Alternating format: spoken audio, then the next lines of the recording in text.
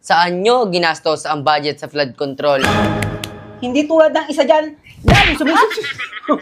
Bakit wala pa rin forever? Okay, Karen. Ito si Mimi, ang maarting classmate ni Mima.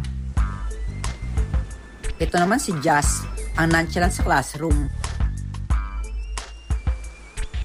Ito naman si Jocelyn, ang kutuhing kaibigan ni Mima. At ako si Mima, ang pet peeve sa classroom. Sigurado na ba kayo sa inyong mga tulaklas? Dahil kahapon, hinay-blood nyo ako. Jocelyn! Hoy, Jocelyn! Ano ba? Tawag ka ni Mamo. Hindi mo ba siya naririnig? Ang dami kasing kuto ng ulo mo pumasok na sa tenga mo. Jocelyn, ikaw ang magsisimula. Sige po. Malaglagan ako ng kuto mo. Ew.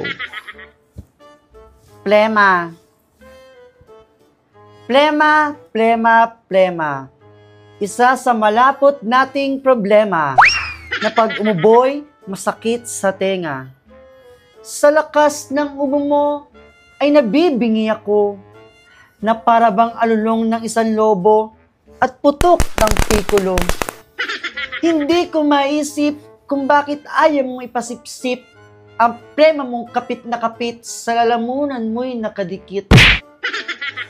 Sa lakas ng ubo mo ay natatakam ako na para bang chicharon na tinda sa ugbo.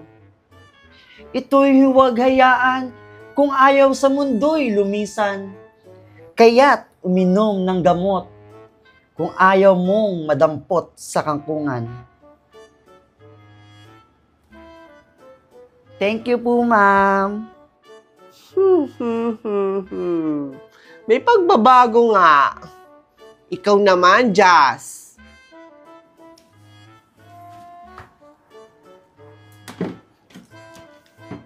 Korupsyon. Ang dating bayan na hinahangaan, ngayon ay binalot na ng baha. Kaligtasan ng Pilipino inyong gusto, saan nyo dinala ang budget sa flood control? Tayo ay nakaligtas sa mga nananakop, ngunit hindi sa gobyernong kurakot. Ang galing ni Jazz. May aral ang iyong tula. Magaling ka, Jazz. Ikaw naman, Mimi. Ako na agad, ma'am. Ang bilis-bilis naman eh. Napakarte dito magsalita. Pwedeng ganda. Pwedeng nadalang muna yung ambagadita. Bakang ganda, huy. Bisa mo na. Ano ito? Rasmar. Bow.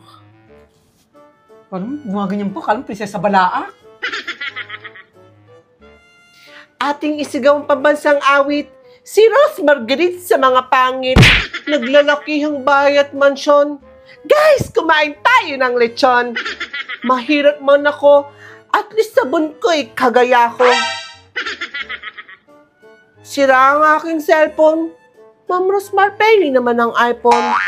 Sariling wika ay bigkas. Si Rosmar lang ang malakas. Rosmar! Si Rosmar lang ang malakas! Rosmar. Pangit nito. Pagandahan, may kamukha.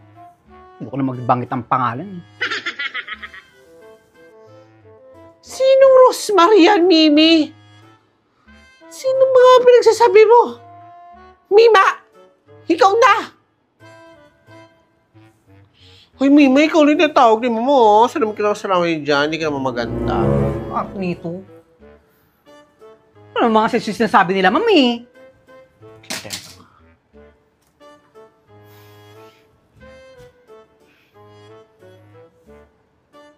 Bahay kubo, baw, upo. Katulad ng kaklasit mong sip-sip sa eskwelahan, sumisip-sip din doon ng kolesterol sa ating katawan. Hindi tulad ng isa dyan, lalo sumisip-sip.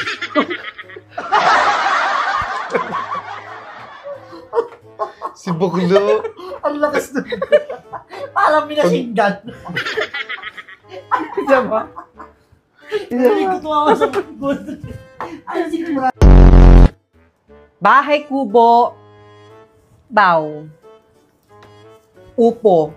Katulad ng kaklasmate mong sumisip-sip sa eskwelahan mo, itong upo, sumisip-sip din ng kolesterol sa ating katawan. Hindi tulad ng isa dyan, at para sip-sip kay ma'am. Si Oklo naman. Nilalakasan mo. Ano ka? Abno ka ba? Ang ina mo. Upo. Tulad ng kaklasmate mong sip-sip sa eskwelahan nyo. Itong upo, sumisip-sip din ng kolesterol sa ating katawan. Hindi tulad ng isa dyan, para sip-sip kay ma'am. Ampalaya. Baw. Huwag kumain ng mapait kung ay may pagpalit ka sa pangit.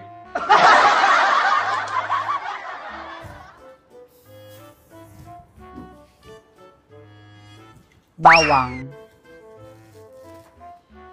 Mayaman sa protein, sila ni sibuyas always together. Pero bakit wala pa rin forever?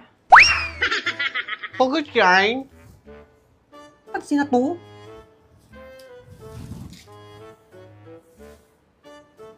Apple. Si Crush kumain ng apple, tapos sa iba na Paul. Kumain ka na rin ng pineapple, o ikaw na hindi makamove on at habol ng habol.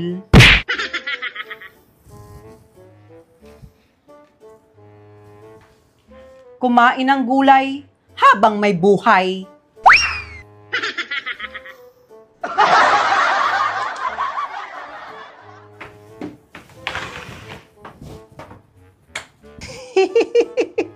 Talagang magagaling kayo, class. At ikaw, Mima, nagbitbit ka pa ng mga gulay at humugot-hugot dyan sa tula mo. Palakpakan niyo ulit yung mga sarili niyo, class. Mga hindi na naman kayo nakapasa! Nag-effort-effort pa ako. Pagsak din pala. Ma'am, baka sa inyo na lang to, ma'am. Parang makapasa ako. Mukha namang magkakasundo tayo, Mima. Ikaw ang nakapasa. Ang daya naman. Bakit si Mima lang yung nakapasa? Ang daya naman eh. Kaya naman yan, ma'am. Ang treat ng babae ko. Bawal magreklamo.